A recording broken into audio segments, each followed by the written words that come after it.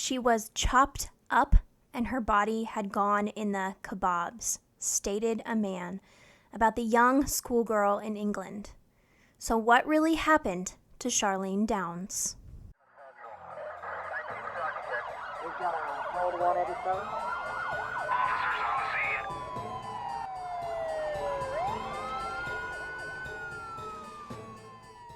Hi, I am Sarah. I am your true crime best friend. I am back today. Hit that subscribe button, hit that follow button, that like button, and that share button. Today's story is definitely very interesting and also very important. So let's dive in. Charlene Elizabeth Carlene Downs was born March 25th, 1989. She would be the age that I am now, and I look back on my long life that I have lived, all the things that I have done, all the things that I wish I had done. Charlene didn't get the chance to do that because at only 14 years old, she went missing. Charlene lived in Buchanan Street, Blackpool, with her parents, Karen and Robert Downs. Her father is a former soldier. She also had a brother and two sisters. The family had moved to Blackpool from the West Midlands in 1999. This would make her just 10 when they moved, so it was recent, and also this was a big time in a child's life. Charlene attended St. George's School in Blackpool. She was described as well and happy. I'm not sure exactly what that means, but from the pictures I saw of her, she had this big, beautiful smile. It seemed that she really was just an innocent child. She seemed so innocent and young from the pictures and from the story. This girl was just a child. She liked the performer Darren Day, and I don't know who this is, but in my life, I was fangirling over a lot of different people, so I understand.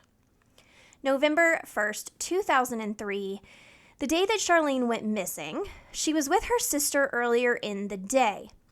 Her sister had went to McDonald's with her and then to an amusement park called Coral Island. After that, her sister went home and Charlene stayed out. She told her mom, "I won't be late." But Charlene was never seen again after this day. Charlene was wearing black jeans with a design of a gold eagle on the front, as well as a black jumper with a white diamond design, and then black boots.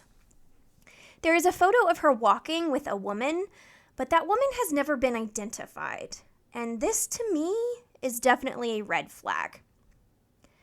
On the evening she disappeared, Charlene met another friend at around 8:30. Together they visited the Carousel Bar on the North Pier. Who is the woman that was with her? She has never come forward. She has never identified herself. This is very, very strange. Charlene's friend says they left the Carousel Bar and went back to the town center at about 10 p.m. The last time she saw her was around an hour later in the vicinity of Talbot Road and Abingdon Street. This was the last confirmed sighting of Charlene Downs. From there, we are not really sure what happens to this young girl, but what we do know is very chilling. The story goes deep into a ring of horrific incidents and sets this case swirling. A police report was filed in 2007 that said that there were young people being groomed and SA'd in the business district of Blackpool. This stated that the business owners and workers were SAing children as young as 11. This included at least 60 victims.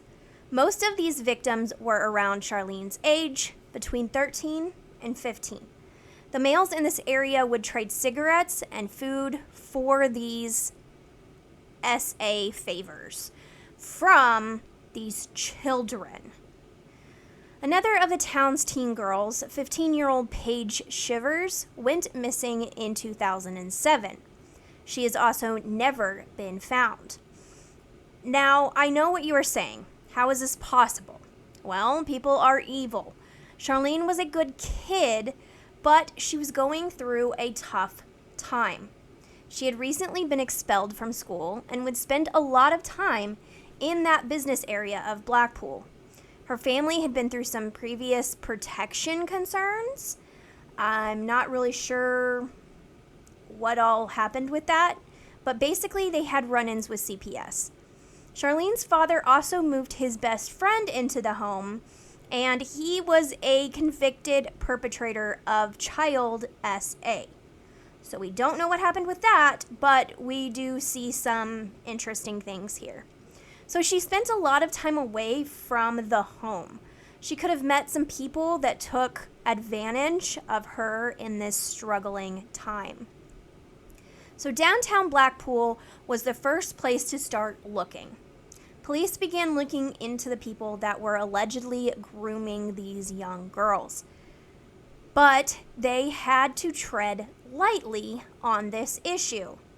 At the time, Blackpool was going through some major racial tension. The people were looking in this case to what happened, and these people that were allegedly doing this was Pakistani men. So now they had to investigate if the grooming rumors were true, but they had to make sure that they did it in the right way so it wasn't of racist intent. And to make sure that all of this was true and not just rumors. Police believed that they found their guys, so they charged 2 men with SA and the unaliving of Charlene. Ayad Aparaki, who ran the Funny Boys takeaway in town, and the landlord and business partner, Mohammed Ravishi. They were both charged, but they denied all allegations. They believe that Ayad took Charlene's life and then Mohammed helped dispose of her. I'm sorry if I said those names wrong. I'm reading them from my research, so I'm so sorry. The trail was tense. We see a picture of this smiling young girl in her uniform, her school uniform. And to say that she was just this young, innocent girl is an understatement. And then you had these 2 men who may have groomed her and unalived her. People were out for blood with this. This was made mostly about their race, but also they wanted the person who did this. But some of the evidence was pretty damning against them.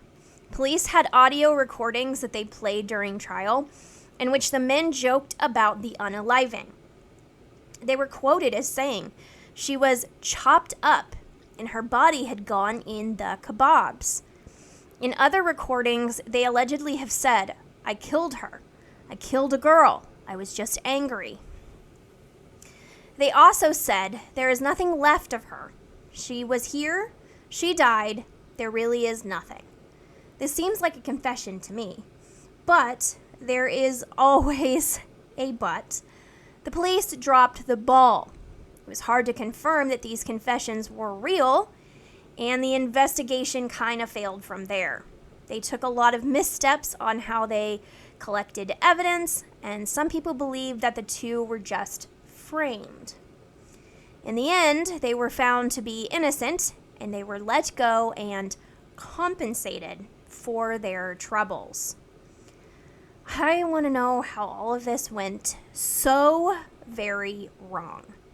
Because if there were 60 girls that came forward, this is something that needs to be looked into. Like, this is a lot of evidence against them. But it was a different time, and I unfortunately can't change what has already taken place. So how did this all go wrong? Charlene Downs' case has never officially been solved, and she is still missing. If you believe the investigators, she was put into kebabs.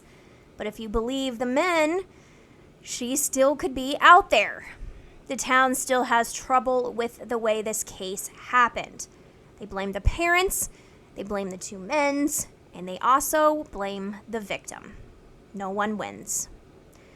The family had many troubles since the disappearance of Charlene. In April 2008, the week after the attempted retrial failed, Carlene Downs stabbed her husband during an argument. The wounds were minor, and he declined to press charges.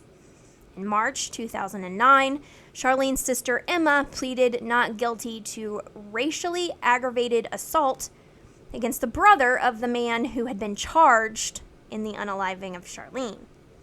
She maintained that her assault on the man's brother was not racially motivated.